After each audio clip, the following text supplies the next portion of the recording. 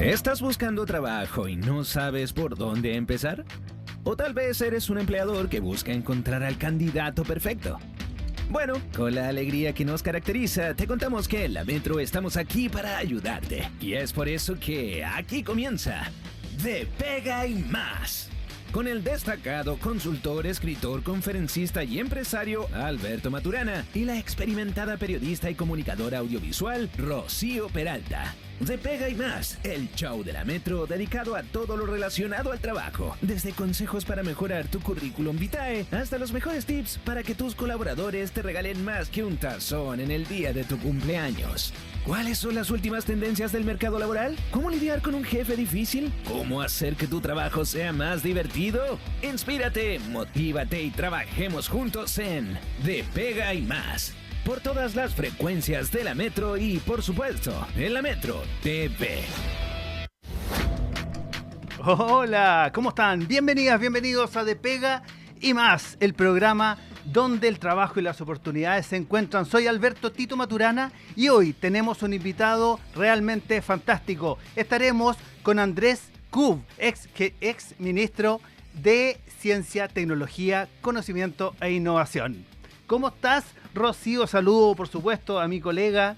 Ya hecho los anuncios iniciales. ¿Cómo está Rocío para este domingo? Muy contenta, estoy feliz de tremendo invitado. Tengo muchísimas preguntas para hacer. Entretenido, ¿eh? Me leí atentamente el libro, así que me estoy adelantando de todo lo que vamos a conversar. Hay harto que conversar y, por supuesto, no podemos iniciar este programa sin antes saludar ¿a quién? A nuestro auspiciador que hace posible que estemos aquí al aire. Vamos a saludar a Latam Nova. Confía tus programas de formación y capacitación a los expertos. Confíalos a Latam Nova. Latam Nova, crecer con conocimiento.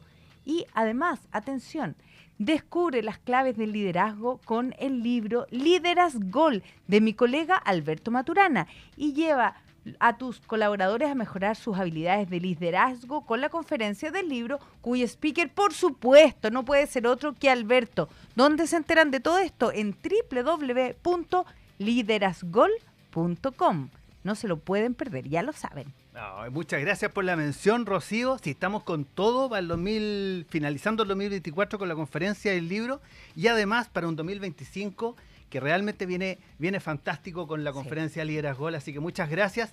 Oye, y esta semana se han conocido temas bien complejos en el ámbito laboral, ¿no? Han salido cosas bien interesantes, desafiantes y dignas de conversar, como por ejemplo, vamos a hablar de la nueva ley de datos. Bueno, es una ley que no es tan nueva porque se viene discutiendo hace mucho tiempo, pero fue promulgada en el Diario Oficial la ley número 21.429.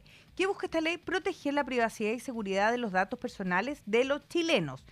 Los cambios que van a hacer son consentimientos, o sea, ahora tú debes dar tu consentimiento explícito en los datos, transparencia, las organizaciones y las empresas deben informar claramente sobre qué datos recopilan, cómo los utilizan y, ojo, con quienes los comparten.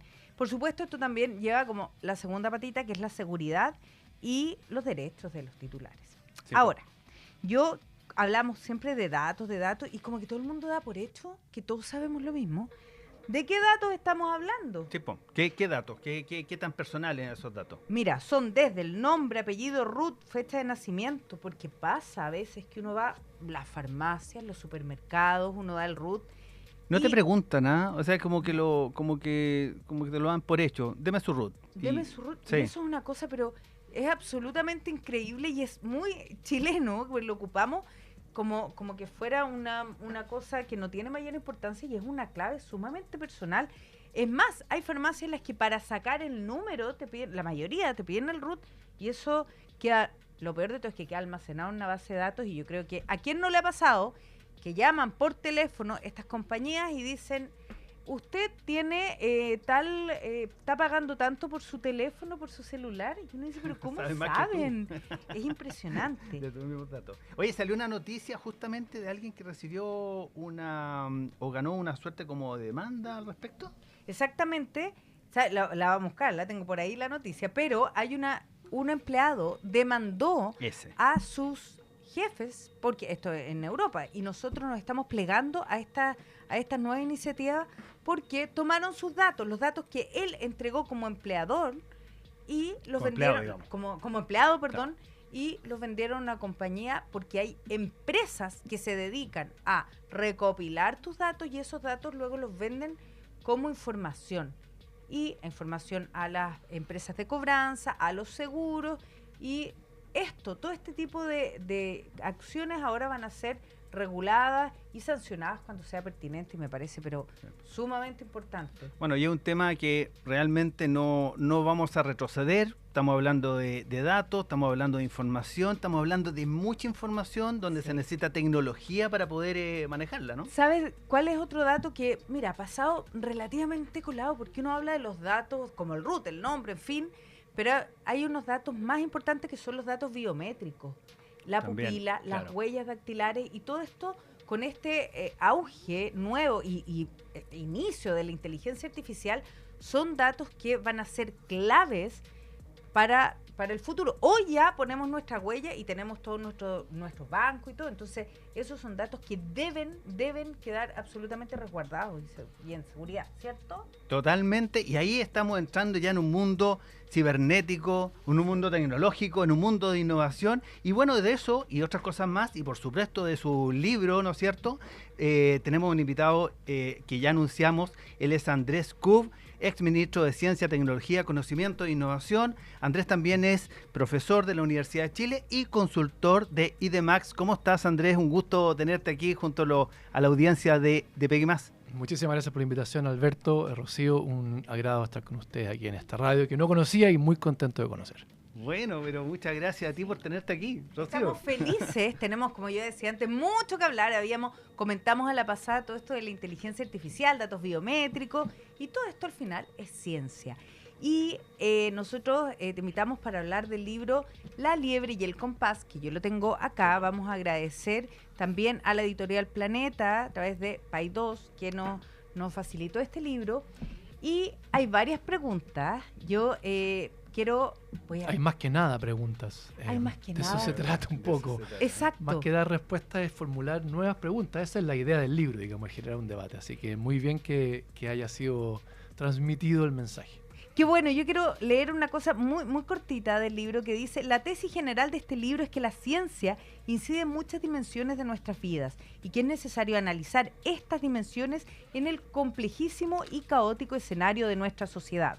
El desafío que propongo es argumentar sistemáticamente cómo la ciencia ha sido valiosa para los individuos y la sociedad y cómo lo sigue siendo en la vida contemporánea en dimensiones prácticas y crucialmente no tan prácticas.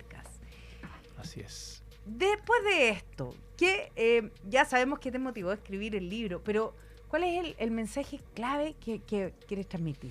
Bueno, yo creo que el mensaje clave es que, como tú bien decías antes, y como Alberto mencionó también respecto a la tecnología, hoy día, y a mí me gusta mucho una cita de un filósofo chileno, muy amigo mío, que está también citado en el libro, que se llama Juan Manuel Garrido, y él dice: no vivimos en ningún sentido al margen del conocimiento.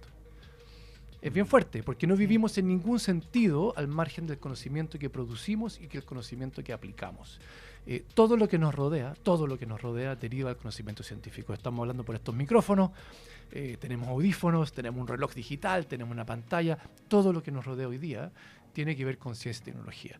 Y por lo tanto es necesario entender en qué dimensiones ese conocimiento es valioso. Y importante la palabra valor, porque cuando uno habla de valor, habla de interpretaciones. Esto no es una métrica del impacto que tienen las cosas en la cantidad de empleo, en el PIB. No, esto es valores, ¿sí? Y tiene que ver con una visión más bien subjetiva de los individuos, de las sociedades. ¿Por qué lo consideramos valioso? ¿Por qué es valioso algo? Porque lo consideramos bello, útil, necesario, entretenido. Y de eso se trata, de analizar sistemáticamente ese valor. Y algunos de esos valores son tangibles. La tecnología nos cambia la vida, la tecnología nos cambia la vida, pero también la ciencia cambia la cultura, y eso es menos tangible. Pero hay que darse cuenta que el conocimiento cambia el mundo que habitamos, a pesar de que el mundo no cambie. Sí nos cambia cómo nosotros habitamos ese mundo. No es lo mismo vivir en un universo donde la Tierra es el centro del universo, a vivir en un universo donde estamos en una galaxia, en una esquinita, y estamos en la esquinita de esa galaxia, ¿cierto? No es lo mismo, esos dos universos no son lo mismo. Y eso entrega también el conocimiento. El conocimiento también tiene algo que ver con la experiencia de aprender, de descubrir, tiene mucho que ver con la inspiración. Hablabas tú de liderazgo antes, el liderazgo tiene mucho que ver con la educación y tiene mucho que ver con la inspiración. La ciencia no es solamente el descubrimiento, también es quien descubre, es la biografía de quien descubre. Andrés, y sobre lo que tú mencionas, porque estás tomando la ciencia desde una perspectiva que a veces no es lo usual. La ciencia en general, si uno la ve, las personas inmediatamente se ponen en un tono así como de cotona blanca, ¿no es cierto? Y experimento y pipeta y qué sé yo. Pero tú lo estás abordando desde el punto de vista de la sensación, de los quereres, de los gustos de las personas. ¿Cómo sientes que es la aproximación que en Chile, perdón lo amplio de la pregunta, pero ¿cómo sientes que es la aproximación que en Chile tenemos de la ciencia? Yo creo que no es solamente en Chile, yo creo que, y parte del argumento de por qué hacer este libro, es porque cuando uno es científico, las preguntas de la ciencia tienen que ver con el cómo ocurren las cosas, tienen que ver con los mecanismos, tienen que ver con las hipótesis, con las pruebas. Y este no es un libro de eso. Es un libro sobre el por qué, y el por qué tiene que ver con el sentido, el por qué hacemos ciertas cosas como seres humanos. Entonces no es un libro científico, es un libro sobre la ciencia, pero que está escrito desde la perspectiva de una persona que vive en una sociedad que, como tú bien decías, Rocío, es una sociedad súper compleja, súper desordenada, caótica, la política es caótica, la economía es caótica, y la ciencia es una actividad humana que vive dentro de ese mundo. Entonces, no es suficiente, para mí, no es suficiente una ciencia que ocurra de forma hermética en la academia, en los laboratorios, como tú bien decías, con personas de cotona blanca, ¿cierto? Con bigotes y barba y pelo blanco, bien desordenado para que sean como estos científicos locos. La ciencia tiene que ver con un quehacer social y tiene que estar cerca de cada uno de nosotros porque es una forma de conocer, es una forma de descubrir el mundo, no es la única. Hay otras formas de conocer, pero esta es una que todos tenemos, que tiene que ver con la curiosidad y con una forma de indagar, que yo pregunto, planteo una hipótesis y la pruebo, testeamos, y por eso es que también es importante el valor final que tiene que ver con la democracia, que es lo mismo, no sabemos cómo es, la experimentamos, probamos, elegimos nuestras autoridades, las desafiamos con evidencia y tenemos elecciones nuevamente para probar nuevamente algún tipo de hipótesis. Entonces, tiene que ver con eso, tiene que ver con una forma social o ciudadana, si tú quieres, de ver la ciencia. Y desde esa perspectiva, desde la forma social, porque en general todo niño es curioso, todo niño tiene interés por hacer ciencia. Y tenemos ciertas cortapisas, nos guste o no, en esta estructura social. Y luego, ya cuando son en la universidad, también tenemos otras cortapisas, porque hay mucha gente que hace su doctorado, que se dedica a la ciencia y que no tiene dónde ejercer en Chile. ¿Cómo le ponemos el cascabel a este gato en este círculo un poco vicioso? Porque no podemos fomentar la ciencia por mucho interés que haya. A ver, varias cosas que son bien importantes lo que tú preguntas, Rocío. Primero, no sé si lo han visto, pero un gráfico que ha circulado esta semana respecto al desempeño de los chilenos y chilenas en comprensión lectora y en habilidades numéricas, ¿cierto? Estamos en la lista que se publicó, estamos últimos en la lista. No se publicaron muchos otros países latinoamericanos, creo que ni un otro, que probablemente están bajo nuestro. Entonces también hay que tomar en cuenta que no es una realidad solo chilena, es una realidad latinoamericana, pero es una realidad que es dramática. Sí. Y por lo tanto, nada de esto que estamos conversando va a llegar a un punto de florecimiento que realmente contribuya al desarrollo de la sociedad si nuestra ciudadanía no tiene acceso a educación de calidad, y se nos ha olvidado por mucho tiempo hablar de la calidad de la educación. Hemos hablado de infraestructura, hemos hablado de becas, hemos hablado de gratuidad, no hemos hablado de calidad. Y creo que estamos atrasados en hablar y actuar en la calidad de la educación. Es lo más importante que tenemos que hacer hoy día como país si queremos realmente darnos un salto hacia un país mucho más productivo y a lo que llamamos, ¿cierto?, ese tan anhelado y esquivo desarrollo. Eso es una cosa, ¿sí? Déjame, Alberto, un minuto con respecto a la segunda pregunta, Rocío, porque es súper importante. Nosotros hemos formado muchas personas en ciencia. Y las universidades han formado muchas personas en ciencia. Y hemos tenido becas para científicos y científicas. Y es cierto que hoy día tenemos una masa crítica en formación que no necesariamente tiene trabajo, y este programa es sobre el trabajo, no necesariamente tiene trabajo en las universidades. Pero las universidades no pueden ser el único lugar de trabajo de un científico. Nosotros no vamos a poder incorporar a toda esa gente a las universidades. En rigor, y esto puede tener matices, las universidades están cerradas para los académicos. Tienen cuerpos académicos que ya alcanzaron de alguna manera una madurez en tamaño, en número.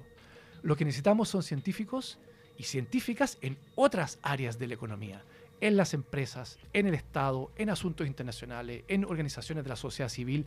Tenemos que poblar los ecosistemas laborales con personas entrenadas en ciencia. Entonces, hemos formado personas y las universidades estamos formando científicos para la academia y tenemos que formar científicos para el mundo, que es algo muy distinto. Y ahí parte una responsabilidad desde las universidades, como estamos enseñando, hacia la sociedad abrirse a que dentro de sus filas tienen que haber mucho más personas formadas en ciencia. Y en ese punto... Para beneficio de las mismas instituciones. Esto no es caridad hacia las personas que ingresan como científicos, sino que para beneficio de las instituciones. Pero mira que cómo se va uniendo todo, porque eso lo encuentro particularmente interesante. O sea, tú planteas que la ciencia parte por hacerse preguntas.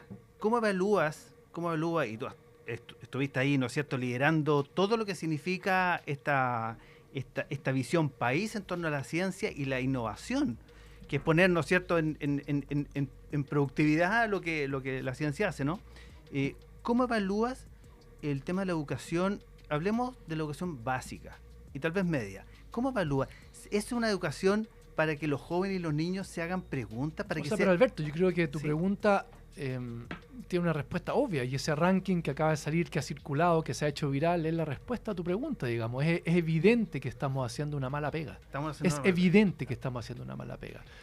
Más aún ahora, en este mundo de la inteligencia artificial, de las tecnologías, de las aulas inteligentes, qué sé yo, y estamos haciendo más o menos lo mismo de mala calidad en general.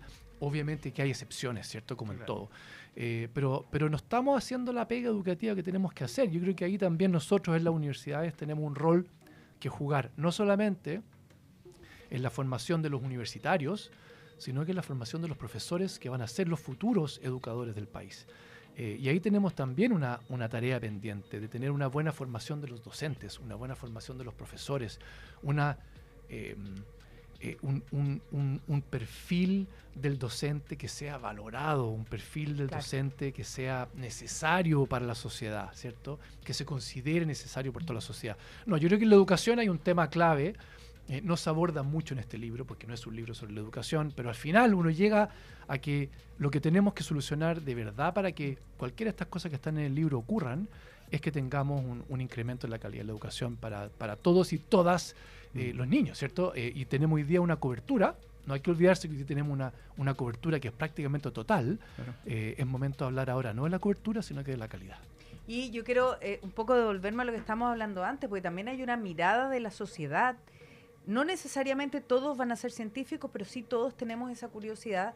Y si yo no tengo claro para qué en mi empresa, para qué me sirve un científico, no lo puedo contratar. Exactamente. Y Alberto hablaba antes del tema de las preguntas. Yo creo que uno de los principales aportes que puede hacer el mundo científico a la empresa, y tú conoces bien los temas de innovación, es, preguntarse. ¿Ah? Tenemos que preguntarnos sobre competitividad, sobre amenazas, sobre riesgos, sobre soluciones. Pero primero tiene que nacer la pregunta.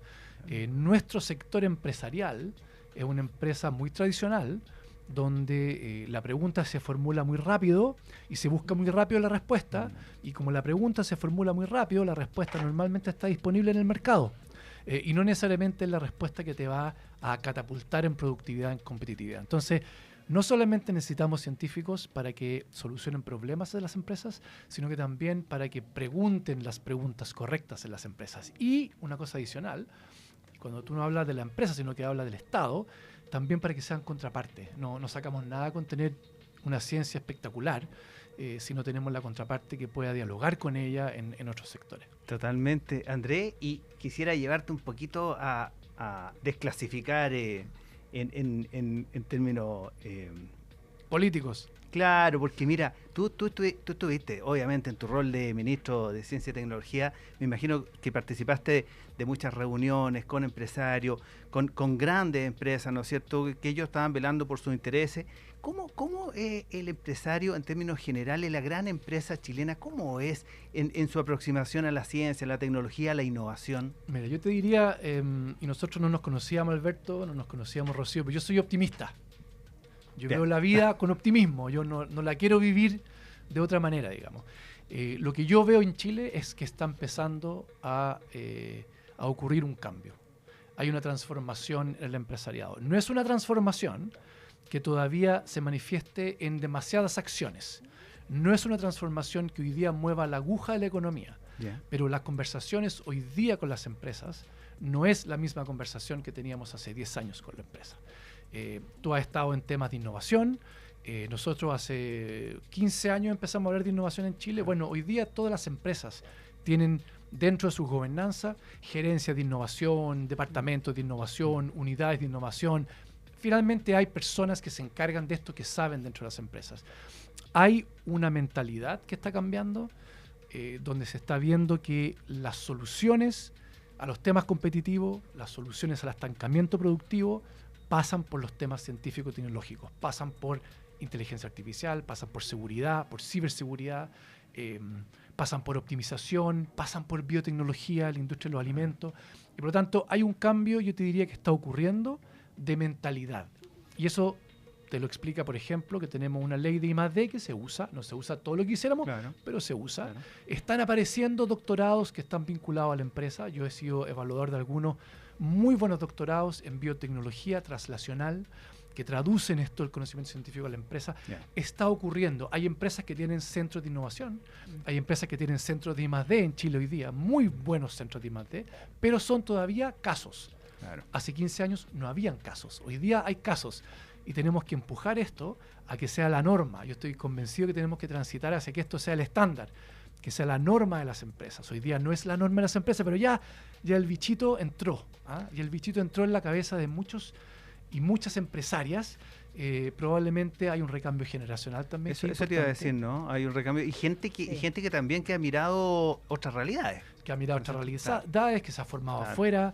Mucha gente ha hecho programas de posgrado en el extranjero. ¿Le otorgas un valor a eso? Sí, muchísimo. Muchísimo. ¿Qué impacto tiene, por ejemplo, tener esa mirada de estar en los grandes centros tecnológicos? Clave. No solamente para atraer a Chile nuevas ideas, nuevas herramientas, nuevas metodologías, sino que para también establecer contactos con redes internacionales que finalmente son muy beneficiosas para el país. Entonces es muy bueno que la gente salga y vuelva, es muy bueno que alguna de esa gente salga y no vuelva.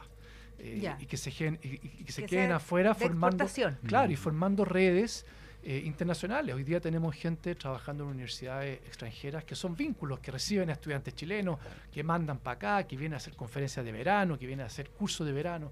Y ese intercambio es fundamental también con el mundo desarrollado. Ahora también está, la sociedad va empujando un poco a la flexibilidad, ¿cierto? Hoy todo se trata de flexibilizarnos, de reaprender, pero también es innegable que el medio ambiente es un tema que se nos está imponiendo y donde la ciencia juega un papel fundamental. En esta mirada un poco optimista, ¿cómo se vislumbra el medio ambiente? Tú dices con los temas ambientales. Los temas medioambientales y de sostenibilidad. Perfecto. ¿Cómo se vislumbra esta conversación entre produzcamos, ¿cierto? Tengamos avance e innovación, pero también cuidemos este planeta que tenemos. Es una pugna permanente, es una pugna que hoy día está en una tensión muy fuerte. Es una tensión que tiene demasiados componentes, porque sí, podemos estar muy optimistas respecto a lo que se logra en las cumbres climáticas o en las cumbres de biodiversidad. Hay muchos recursos que se está canalizando. Nosotros en Chile tenemos una ley una ley REP, tenemos una ley marco de cambio climático, tenemos una nueva ley de biodiversidad y de áreas protegidas. Entonces tenemos una legislación bastante actualizada. Estamos transitando hacia una producción de energía muy limpia. Chile es líder sin ninguna duda en producción de energías limpias. Tenemos esta idea del hidrógeno verde, que vamos a ver cómo resultan, porque está todavía veremos la envergadura que va a tener. Pero después tenemos grandes potencias que amenazan con salirse de las convenciones, que amenazan con que en la región nadie va a decirles qué tienen que hacer, y por lo tanto hay una pugna, yo te diría, político-económica, social, académica, que está en plena batalla, digamos, ¿ah? Y creo que es importante tomar partido, y es importante reconocer también los avances, y es importante conocer qué significa en Chile la Ley Marco de Cambio Climático. Tenemos, por ejemplo, por primera vez en la historia, un comité científico que asesora al Ministerio de Medio Ambiente en temas climáticos y de medio ambiente. Tenemos una ley de biodiversidad que va a separar la función de la CONAF, que era una función rara que tenía por un lado función de conservación y por otro lado una función de manejo de bosque, y son incompatibles, ¿cierto? Entonces, hay avances, es lento, y quizás, a tu pregunta, quizás no es suficiente ir tan lento, quizás tenemos que ir más rápido, y ese es realmente el desafío, digamos. Ahora, para ir más rápido se necesita que las personas estén de acuerdo, y la gente se pone de acuerdo con un voto cada cierto tiempo por sus autoridades, ¿no es cierto? Esa es la forma en que las personas se manifiestan en sus pareceres. ¿Qué puede hacer un ciudadano común y corriente? Mira, yo creo que En esa línea. Ese yo creo que es solamente parte de la solución, porque la otra parte súper importante tiene que ver con tu poder adquisitivo, con la demanda. Porque hoy día a todos nos encantaría tener un auto eléctrico, pero son autos que son mucho más caros y tenemos que hacer instalaciones, entonces todavía estamos transitando en eso. Tenemos buses eléctricos, ¿ah? y tenemos un sistema de metro que funciona fantástico y buses que funcionan fantástico. Yo soy fanático del transporte público, digamos, pero claro, también tiene que serse accesible, y este es un tema que en lo ambiental a mí me parece clave. Y es que yo, cuando hablo de medio ambiente y de una economía sostenible, yo le llamo una economía verde, y por lo tanto tiene una V de verde, es una economía V. ¿Ah? Pero la economía verde, también tiene que ser una buena economía. No puede ser una peor economía. No puede ser una peor economía que nos va a tirar a una recesión. O no puede ser una economía que nos va a permitir crecer al 1,8% al año. No puede ser, porque si no, no nos vamos a embarcar en ese camino. Entonces claro, tiene que ser verde y vigorosa. ¿Ah? Tiene que ser una buena economía, y eso tiene que ver con precios, con oferta, con demanda. Tiene que ver con que la energía sea limpia, pero también que sea accesible, que los autos sean eléctricos, pero que sean accesibles, que los paneles solares. Entonces, estamos transitando hacia allá.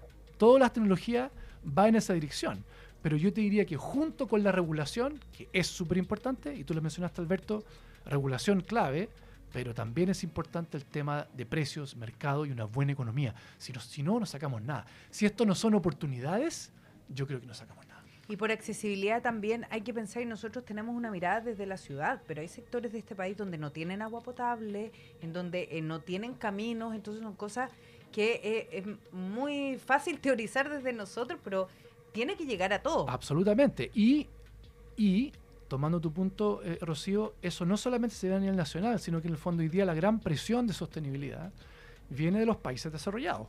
Y los países desarrollados ya se desarrollaron y ya usaron todo el combustible fósil. Y ellos son los principales causantes del cambio climático y la pérdida de biodiversidad.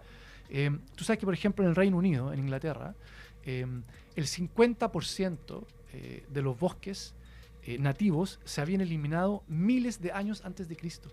El último bosque nativo en el Reino Unido estaba parado antes que llegara Colón a Chile. Hoy día todo lo que uno ve en Inglaterra que aparece es manejo de bosques, es reforestación. Y por lo tanto ellos ya hicieron el desarrollo a costa del medio ambiente. ¿Quiénes están pagando hoy día? Aquellos que no nos podemos desarrollar y que por lo tanto tenemos un freno impuesto para que nos desarrollemos de otra manera, pero nadie se ha desarrollado de esa manera todavía, y los países desarrollados, por lo tanto, tienen que pagar. Y ese es el concepto como de justicia internacional que existe hoy día, de lo que se llama la pérdida y daños. ¿Quién paga para lo que los países chicos se desarrollen de otra manera, entendiendo que los grandes se desarrollaron en base a combustibles fósiles?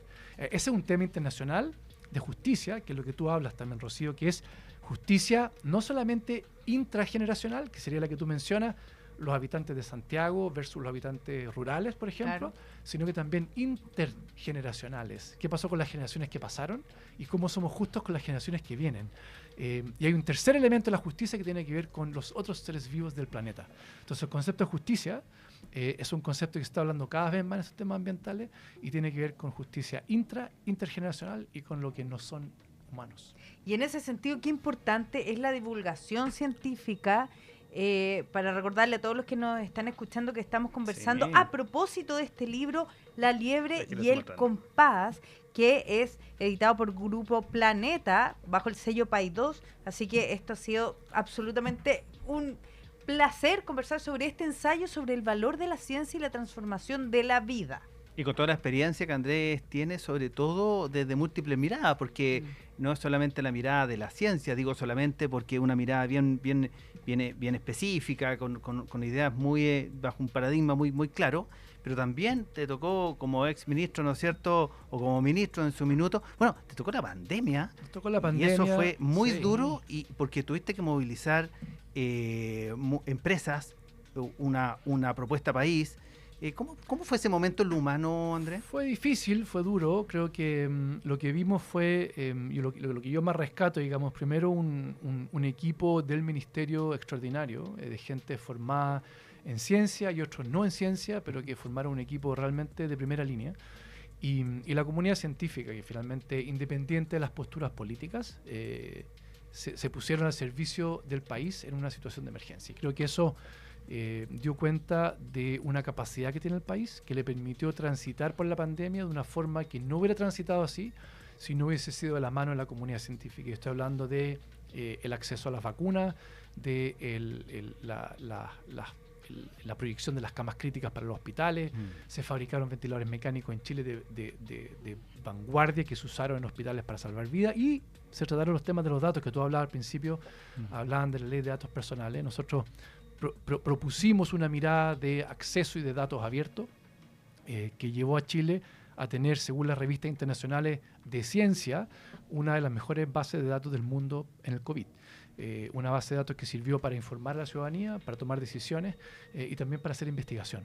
Entonces creo que yo te diría que esas dos cosas, un gobierno totalmente enfocado en la pandemia, en la solución, un equipo propio mío, digamos, que fue extraordinario, y una comunidad científica que se puso al servicio del país. Ahí tengo una pregunta sobre eso, porque en las distintas instancias donde me ha tocado estar cerca de los temas de innovación, una de las sensaciones que siempre tengo es que tratamos de solucionar los desafíos en esta cultura nacional, digamos, la tratamos de solucionar cada uno desde su particular mirada, tratando de creer que se tiene la solución, o desde, ¿no es cierto?, del ámbito político, o del ámbito de la gestión en los negocios, o del ámbito...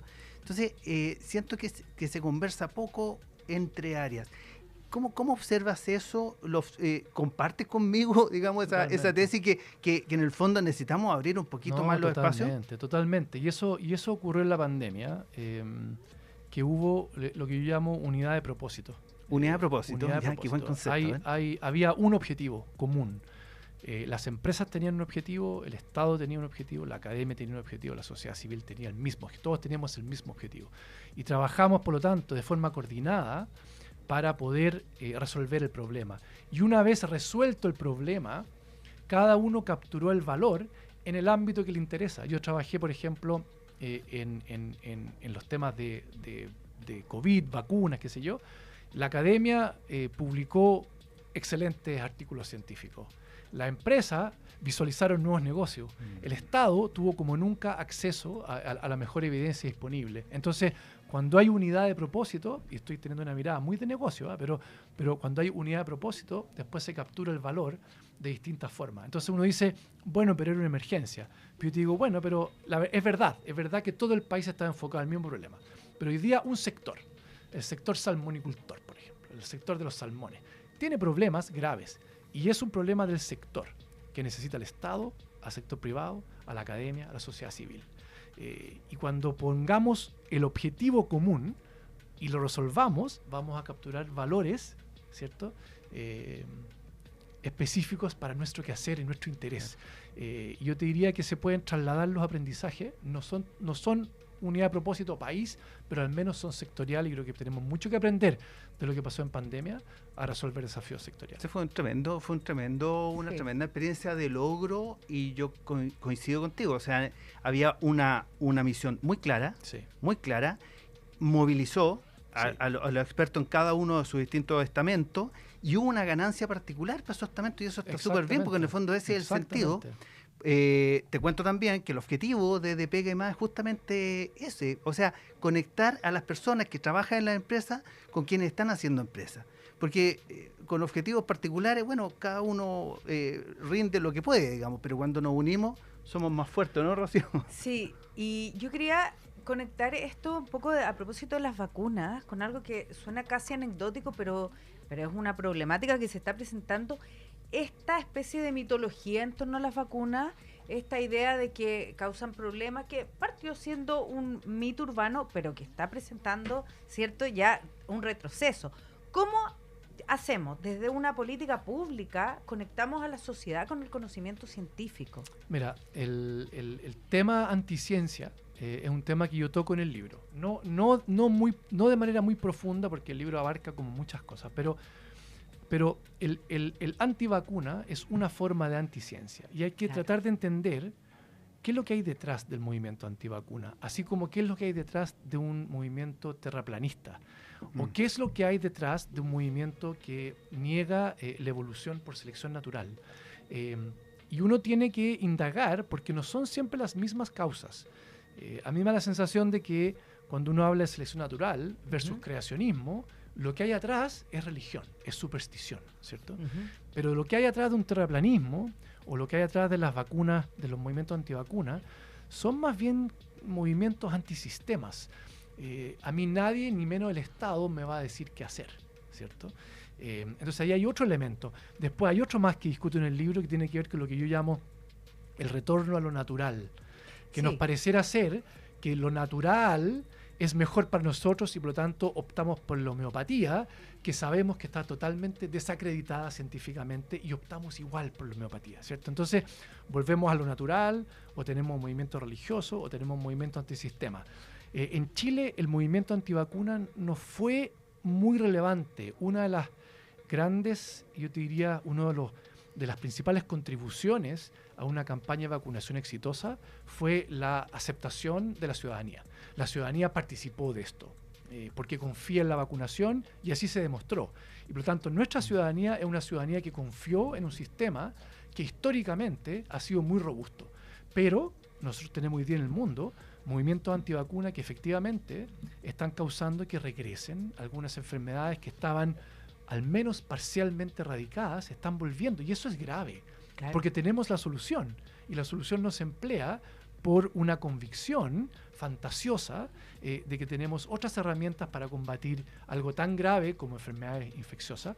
Y yo creo que es importante recordar que nosotros estamos hoy día acá, nosotros hoy día en Chile vivimos lo que viven las personas en un país desarrollado, más de 80 años de expectativa de vida, y eso tiene que ver con disminución de la mortalidad infantil, con alimentación, con higiene, con vacunas y con antibióticos, y eso explica gran parte de por qué vivimos más, y por lo tanto tenemos que aceptar eso y vivir con ese marco científico y tecnológico, que no es solo ventajas, crea problemas, ¿cierto? Crea problemas porque hoy día están apareciendo enfermedades y patologías de la vejez que son más prevalentes, qué sé yo, pero ese es nuestro marco. A través de higiene, alimentación, disminución de mortalidad infantil, vacunas y antibióticos, hoy día podemos vivir una vida mucho más larga que la que vivíamos hace 50, 100 años, ¿sí? Y eso es importante que se comunique, que se comunique, pero que se comunique no solamente con datos, sino que también con relatos. Es datos y relatos, para que podamos, digamos, abrazar una convicción. Oye, a mí me gusta esa perspectiva que tú planteas, Andrés, porque eso quiere decir que no necesariamente una persona que está en un laboratorio o que está estudiando fenómenos científicos está haciendo ciencia, sino que cualquier persona que nos está escuchando hoy día puede hacer ciencia utilizándola. Así es. O sea, y utilizándola lo que tú dices, ¿no es cierto? O sea, teniendo cuidado en términos del uso de la vacuna, cuidando su alimentación, es decir, usando el conocimiento para su calidad de vida. Usando el conocimiento y usando el análisis crítico, que te permita decir, mira, ¿qué es lo que me ayuda y qué es lo que no me ayuda? ¿Qué es lo que está demostrado que me ayuda y lo que está demostrado que no me ayuda? Entendiendo, y eso también es parte de lo que digo en el libro, entendiendo que con cada tecnología también generamos problemas. O sea, esto que la tecnología nos simplifica o nos soluciona la vida es como sí, pero. ¿Ah? Ya. Sí, pero siempre trae también complejidades de las cuales tenemos que hacernos cargo. Y tú hablabas al principio de la ley de datos. Súper bueno tener una ley de datos y proteger nuestros datos, pero también tenemos que dejar la puerta abierta a que podamos hacer desarrollos, a que podamos avanzar. Tú sabes que la política de inteligencia artificial en Estados Unidos, por ejemplo, es muy distinta a la de Europa, y la de Europa es muy centrada en la regulación. Lo que está pasando es que las startups tecnológicas están emigrando a Estados Unidos porque no se pueden desarrollar en ambientes con excesiva regulación. Entonces, en la ley de datos personales, en la nueva ley que está en el Congreso de Inteligencia Artificial, tener cuidado de que tener una ley de inteligencia artificial no es en sí mismo una buena noticia. Ya. Tenemos que evaluar qué es lo que hay ahí dentro para que tenga un buen balance entre lo que se regula, pero también lo que permite. Porque ahí está el futuro, ahí está el futuro de nuestra economía, de nuestros negocios, y por lo tanto de nuestra sociedad, del uso que le demos a nuestros aparatos, de cómo nos vamos a comunicar. Y por lo tanto, ojo con eso también, que una ley no es solamente buena porque esté ahí. Te gusta toda la razón porque tenemos un amigo en común, ya te comentaré, que me decía, yo le decía, ojo con las aplicaciones que bajas, que sé yo, porque te piden información. Entonces él me decía, no, yo le doy toda la información, porque si entre más me conoce mi teléfono, mejores soluciones me da. Bueno, esa es pero va en esa línea, porque fíjate una cosa, estaba leyendo una estadística respecto de las grandes empresas tecnológicas, las que están en segunda división, por así decirlo. Hay algunas europeas, muchas estadounidenses, pero las de primera división, por decirte, todas estadounidenses y ninguna europea. Sí, entonces, claro, entonces ahí puede deberse mucho lo que tú alumbras. De todas maneras, o sea, no estoy diciendo que hay que desregular todo. No, ¿sí? claro. Pero hay que tener un buen balance y tenemos que encontrar ese buen balance. Eso no es tan fácil. Y yo creo que el tiempo nos va a enseñar que Europa está un poco sobre-regulado en este tema y está limitando los negocios. Ahora, este camino de la inteligencia artificial está recién iniciando, y de nuevo volvemos a esta mirada así de los apocalípticos y los integrados, como decía Humberto Eco. Está este mito, nuevamente el relato de que viene esta cosa tipo, no sé, Robocop, que las inteligencias artificiales se van a revelar. Y yo creo que ahí nace mucho de esta regulación excesiva, ¿no? Sí, mira, yo tengo una respuesta para eso que a mí me convence. No sé si te convence a ti, pero a mí me convence. Y es que tenemos que mirar esto con una perspectiva histórica de muy largo plazo. Esto ha pasado muchas veces en nuestra historia como humanos. Y yo quiero recordar solamente que Sócrates se rebeló contra la escritura, porque encontraba que era el fin de la transmisión de conocimiento entre las personas, que no se podía enseñar si no era solamente vía oral, que la tradición se podía traspasar solamente de forma oral, que la educación tiene que ser solamente de forma, y que la escritura iba a arruinar todo lo que habíamos construido como especie.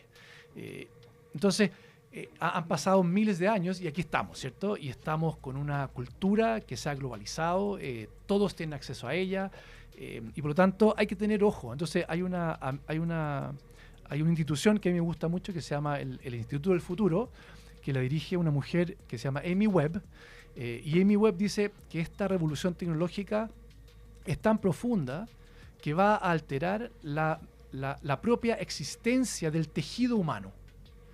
Entonces, a primeras, uno dice, sí, esto está totalmente en el debate contemporáneo. La tecnología está transformando al ser humano profundamente. Yo pondría el matiz, lo ha hecho muchas veces antes. Y podemos buscar tecnologías que lo han hecho muchas veces antes, partiendo por... ¿Te acuerdas? La radio, por ejemplo, la televisión. La radio, la televisión, claro. El fuego, imprenta. la escritura, la imprenta, claro. La electricidad, el uso de las fuentes de energía. Entonces, Claro. siempre la tecnología revoluciona la verdadera existencia del ser humano. De eso se trata la tecnología. O sea, no nos vamos a poner más tontos con la No, IA. lo que te dice es que no puedes generar capacidades para tratar de comprender solo la inteligencia artificial. Lo que tienes que hacer es generar capacidades para entender estas transformaciones tecnológicas permanentes. Acuérdense de mí, en algunos años más vamos a estar hablando de esta cosa que viene, que es la computación cuántica, que yo no entiendo muy bien qué es lo que es, pero la computación cuántica viene. y va a revolucionar la forma en cómo operan nuestros computadores. Y en 5 años más vamos a estar todos hablando de la computación cuántica. Otra revolución, porque así es la tecnología. Entonces tenemos que tener gobernanzas y estructuras que nos permiten manejar esto, pero permanentemente, no para un tipo de tecnología, Claro. sino que para todas las tecnologías que van a aparecer en el camino, porque están apareciendo todo el tiempo y cada vez más rápido. ¿Ah? Cada vez, es cierto, ¿no? Cada vez más rápido y tenemos que ir haciendo estos saltos tecnológicos. Finalmente lo que vale pareciera es la capacidad de adaptarse una Así y es. otra vez. Y sobre eso mismo te quería consultar tu opinión, porque estamos en una radio muy entretenida, por cierto, la Metro FM, y está la televisión. ¿Cómo sientes tú que están los medios de comunicación haciendo la pega en torno a los temas científicos y tecnológicos? Porque para poder asimilar estos nuevos conocimientos hay que tener una apertura y un raciocinio tecnológico o científico. ¿Cómo están haciendo la pega la televisión, la radio? Yo creo que hay mucho espacio. Yo creo que hoy día hay mucho espacio, hay interés, hay espacios científicos y tecnológicos en los medios escritos, en la televisión, hay mucho en la radio. Yo he estado en la radio, digamos, estas semanas con el libro, con muy buena acogida, con conversaciones súper interesantes, usando la radio en vivo, la radio diferido, los podcasts. Entonces, creo que hay medios para la comunicación de la preocupación científica, mucho más de lo que había antes, en todos los medios, creo yo, y eso es muy positivo. ¿Se necesita mucho más? Obviamente que se necesita mucho más. ¿Y la televisión pero cómo lo está haciendo, crees tú?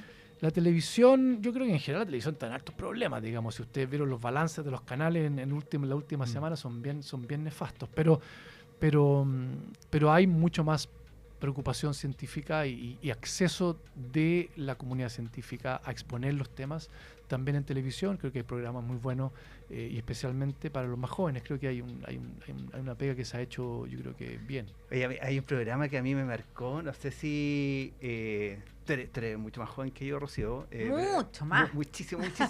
De Carl Sagan, ¿te acuerdas? Sí, Cosmos. claro. Sí, claro. Oh, era alucinante.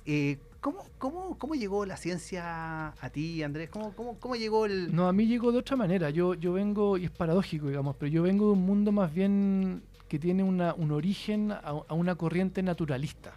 Ya. Yo no era de los que desarmaba las radios cuando chico, ni los que armaba cosas extrañas, sino que yo más bien siempre me paseé por el bosque y por la montaña. Y ahí viene el interés más bien desde la naturaleza, desde la observación, digamos, de la naturaleza, desde vivir en el paisaje. Y tengo esa corriente más marcada por los naturalistas que por los científicos muy duros del laboratorio, digamos. Así Mira. que de ahí vengo de la montaña. Y ahí te hago una pregunta, porque en el fondo yo, perdón que hable de mí, pero a mí me gusta pintar, me gusta escribir, pintar, me gusta el arte. Y siento muchas veces que se disocia el mundo del arte con el mundo científico, cuando, si tú me preguntas a mí, yo siento que el arte es como que pone una estrellita en el horizonte y la ciencia va detrás de esa.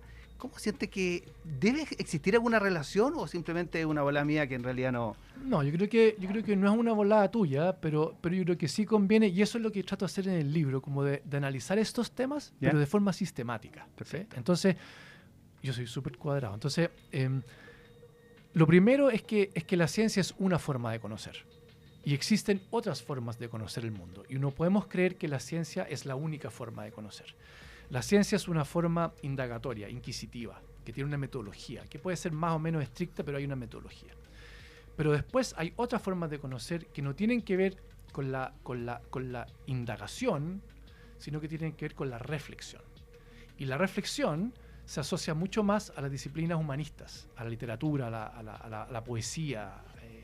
Y después están las formas de conocer que son introspectivas, que son más bien las espirituales, que son el conocimiento sobre ti mismo. Entonces, hay conocimiento que yo le llamo de inquisición, conocimiento reflexivo y conocimiento introspectivo. Entonces, y hay tres, al menos esas tres, probablemente hay más, digamos, pero hay tres formas de conocer. Ahora, si tú vas al centro de eso, hay temas de creatividad.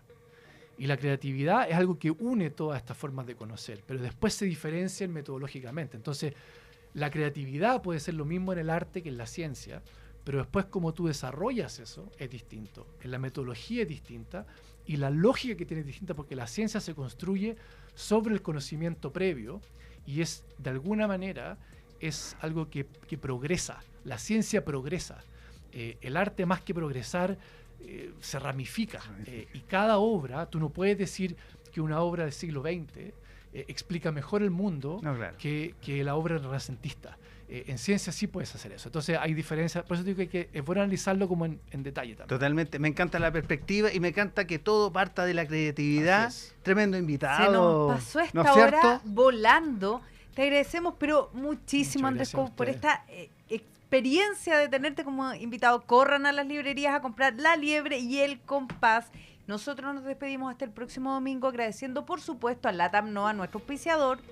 Fíjate que LATAM NOA en este fin de año está full con programas de team building para fortalecer el trabajo en equipo y preparar a las empresas para un excelente 2025. Pero además, yo les quiero contar que en www.liderazgol.com pueden descubrir las claves del liderazgo con el libro Liderazgol de mi colega aquí presente, Alberto Maturana, y pueden llevar a sus colaboradores a mejorar sus habilidades de liderazgo con la conferencia del libro, cuyo speaker, por supuesto, no puede ser otro que Alberto Tito Maturana, aquí presente, www.liderazgol.com. Inspiración, estrategias y casos prácticos que transformarán tu manera de liderar. No te lo pierdas. Y antes que te despida tú, yo voy a dejar este programa, por supuesto, ¿con quién? The Scientist, Coldplay. Muchas gracias, Andrés. Muchas gracias a ustedes por la invitación. Come up to meet you, tell you I'm sorry. You don't know how lovely you are. I had to find you, tell you I need you, tell you I set you apart. Tell me your secrets and ask me your questions. Now let's go back to the start. Running in circles, coming in tails, heads on the sides apart. Nobody said it was easy. It's such a shame for us to part. Nobody said it was easy. No one ever said it would be this hard. Oh, take me back to the start.